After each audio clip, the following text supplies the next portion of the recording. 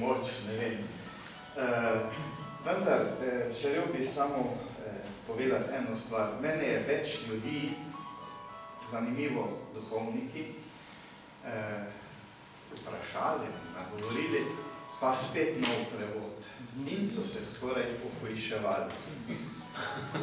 Res, jaz sem se malo začudil temu vprašanju, če je bilo vprašanje ali temu nagovoru, kot da se ne zavedajo, kaj so vse že v preteklosti povedali papeži, pa tudi zadnja konstitucija Dei Verbum, ki naroča, naj se oskrbijo dobri prevodi. Ne? In potem mislim, da je vsakega prevajalca pač želja, da bi ne naredil dobrega prevoda, kajti nikoli ne bomo imeli dobrega prevoda. Jaz sem to prepričan, ker je pač vedno prevod in je tudi najboljši prevod še vedno slab prevod. To si moramo biti na jasne. Vendar je ena želja, da se recimo Božja beseda, kajte za Božjo govorico gre, nekako približa ali pa se naredi pač najboljše. Zdaj, ali se to vedno posreči ali ne, to je potem sedaj čisto drugo vprašanje. Želja, ki žene prevajalca, vsaj jaz iz svojega izkustva lahko povem, da sem s tem namenom delal, zdaj, kolikor to ne sodi v drugi, tudi modri sir, mislim, vnuk modrega sirka, to pove. Vendar prav je, zdi se mi, da je lepo, da se Slovenija pridružuje nekako velikim narodom. Italijani so pred leti izdali 3 prevode v enem letu. 3. Torej, mislim, da je to eno bogatstvo, ne samo ne vem, za svetopismo ali tiste, ki to delajo, ampak za celotno kulturo. Za Slovenijo kot takšno, za naš prostor. Hvala. Morda še kdo? Če se ne vedi s tem, kar je kolega Milan zdaj povedal, kakšen pomen ima svetopismo za kulturo na splošno.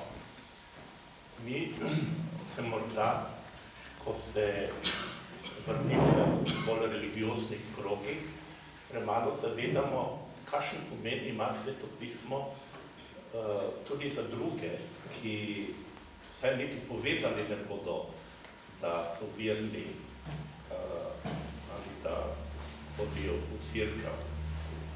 Recimo, meni je reklo veliko intelektualcev,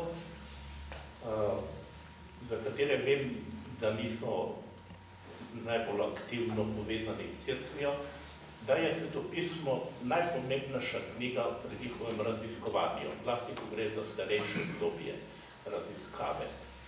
No in kaj se to pomeni? Glede na to, da imamo prejšnjo izdajo Slovenski standardni prevod, ki velja kot ekumensko izdaja. Tista izdaja ima bogate uvode in opombe, ki so bile pripravljene po ekumenskih načelih. To pa pomeni, da poudarek ni na teoloških opombah, ampak na tako manjih stvarnih, zgodovinsko-arheoloških in podobno. Zato, ker protestanti večinoma ne marajo teoloških opomb, češ da teološke opombe prinašajo preveč subjektivno interpretacijo. Jeruzalemska Biblija je pa značilna po tem, da je težišče prav na teoloških opombah. In zato so teološke opombe, to pomeni razlaga vseh temeljnih besed, zelo obsežne. In to je tisto, kar je najbolj uporabno za večino bralcev. Ker nam te opombe, ki so jih naredili najkompetentnejši člani prejšnje ekipe, recimo svetovno znan profesor Alain de Bott in pa Benoit, Alain de Bott za staro zavezo, Benoit za novo zavezo, sta iz celotnega opusa je prve izdaje Jeruzalemske Biblije naredila tako imenovane opombe po načelu ključnih izrazov. No in te imamo v prejšnji izdaji Novi zavezi skupaj s sami tudi navedene na koncu. Okrog 600 je teh opomb in to ni malo število. V 600 temeljnih pojmov je razloženih izčrpno. Za vsakega, ki se na katerem koli področju, zgodovina, literatura in tako dalje, poglablja v celoto naše kulture, sta ti dve izdaji zelo dragoceni, ker vsak lahko najde čisto za vse knjige Stare Nove zaveze. V tem primeru smo že blizu. Tudi opombe in uvode, ki se dopolnjujejo. To se mi zdi pomembno poudariti, da ne gre za isto izdajo. Gre za precej različno izdajo glede uvodov in opomb. Potem pa glede samega besedila Svetega pisma, če vi primerjate ekumensko izdajo, ki je šla 1996, boste videli, da je Stara zaveza tiskana po zaporedju judovskega kanona. Jeruzalemska Biblija, ki je katoliška izdaja, pa ima zaporedje tako imenovanega katoliškega kanona. In to pomeni ogromno večino, no pa niti ne samo krščanskega kanona, tudi protestanti imajo glavnem to zaporedje. No in to je bil razlog, zakaj se meni zdelo tako pomembno, da smo že v prvi izdaji, sem jaz pripravil tele različne kanone, oziroma seznam svetopisemskih knjig po različnih kanonih. Torej, en je hebrejski kanon, potem imamo kanon grške izdaje, to je Septuaginta, in pa Vulgata. To so tri izdaje, ki so temeljnega pomena. Potem je pa tako imenovani krščanski kanon, ki se v glavnem opira na Septuaginto, Vulgato, pa so tudi kakšne razlike. In zdaj vi točno vidite po teh seznamih, kako je s tem. Tako da imamo v Sloveniji zdaj že blizu tudi drugo izdajo, ki bo temeljnega pomena za kulturo. Eden od teh, ki je rekel, da ima svetopismo stalno pred sabo, je specialist za zgodovino srednjega veka in pravi, da je to enostavno neprecenljiv vir informacij tudi za znanstveno raziskovanje. Je pa seveda treba upoštevati še nekaj. Mi smo že večkrat govorili tudi o tem, da bi bilo zelo dobro, če bi Slovenija dobila recimo prevod ali pa vsaj delno tudi izvirna dela, vse v seznam komentarjev, Staro Novo zavezo.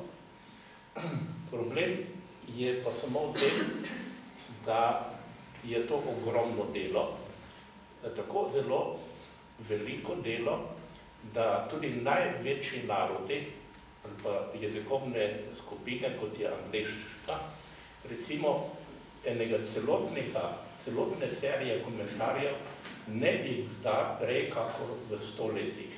Večinoma ne. V celoti. No, recimo angleška izdaja, International Critical Commentary, še vedno ni končan, so ga pa začeli koncem 19. stoletja. Kako bi potem mi lahko računali, da bomo imeli enkrat celo serijo komentarjev v slovenščini. Realno je, da imamo za nekatere knjige, delno prevajamo, delno poskušamo tudi sami kaj narediti, ne bomo pa mogli doseči tega, da bi imeli za vse knjige komentar v slovenščini. Medtem ko izdaja, komentirana izdaja, temeljito komentirana izdaja Svetega pisma, pa vse to prinaša. To se pravi, vse temeljne informacije dobite v tej knjigi, če imamo pa dve izdaje, toliko boljše. Mislim, da je tem bi dopolnil, kar je bilo to reči, da sta dve izdaje, ki se dopolnjujete, zelo dragoceni za naš prostor. Hvala lepa. Še kakšen komentar dopolnitev? Jaz bi samo šel vprašal, 20 let se pravi bo minilo od novega prevoda. 2016 se pričakuje nekaj zaključena celota. Ali je to neka standardni čas, 20 let, ko je potrebno, da neki jezik dobi nov prevod Svetega pisma? Ko smo mi pripravljali ekumensko izdajo, smo na začetku imeli neke vrste moderatorje iz biblične družbe, kar nekaj se jih je zvrstilo, eden je bil tudi iz Rima, katoliški so bili protestanti in so kar naprej govorili, čez 10 let, ko končate, boste morali začeti z revizijo. To sem si zelo zapomnil, ne? Oni so to poudarili. 10 let po izdaji boste morali začeti revizijo. Kaj so oni mislili, ne vem čisto točno, ali so mislili samo tako splošno revizijo ali kaj več, ne vem, ampak če zdaj vzamemo francosko jeruzalemsko Biblijo, vidimo precej jasno, kaj to pomeni. Francozi so začeli med vojno in po vojni, tako da so naredili neke vrste serijo komentarjev. Mislim, da je 43 knjig v celoti. Zdaj so pa videli, da to ni rešitev, ker prvič 43 knjig večina ljudi nam kupila, tudi če so na voljo, nekateri iz finančnih, tudi drugih razlogov. Mi potrebujemo knjigo, eno knjigo. No, potem so šli v revizijo, 56. je potem išlo tisto svetopismo v eni knjigi, takrat so nastale tudi te opombe teološke narave. 73 je bila spet naslednja revizija, 2002 je zadnja, ki je poslej išla, na to se mi opiramo. Jaz sem pa predlani bil v Jeruzalem po letnem času in sem govoril z glavnim organizatorjem nove izdaje Jeruzalemske Biblije in sem dobil pri njem tudi precej dokumentacije v pisni obliki in sem se začudil, kako so se oni zdaj odločili, da bodo naslednjo izdajo Jeruzalemske Biblije naredili spetkrat večjim obsegom opomb. In v te opombe nameravajo vnesti kompletno interpretacijo Svetega pisma v literaturi, predvsem v literaturi. Jaz imam prav načrt pri sebi, ki to kaže. To pa zdaj seveda pomeni, da nekako ne bodo mogli izdati v eni knjigi, ampak bo recimo 5 knjig. Jaz se pa bojim, da riskirajo, da tega projekta sploh ne izvedejo. Zato, ker oni nimajo tako zelo veliko strokovnjakov, pa ni samo to vprašanje, ali imaš strokovnjake, vprašanje je organizacija. Kdo je sposoben organizirati takšen projekt, da se tudi zaključi?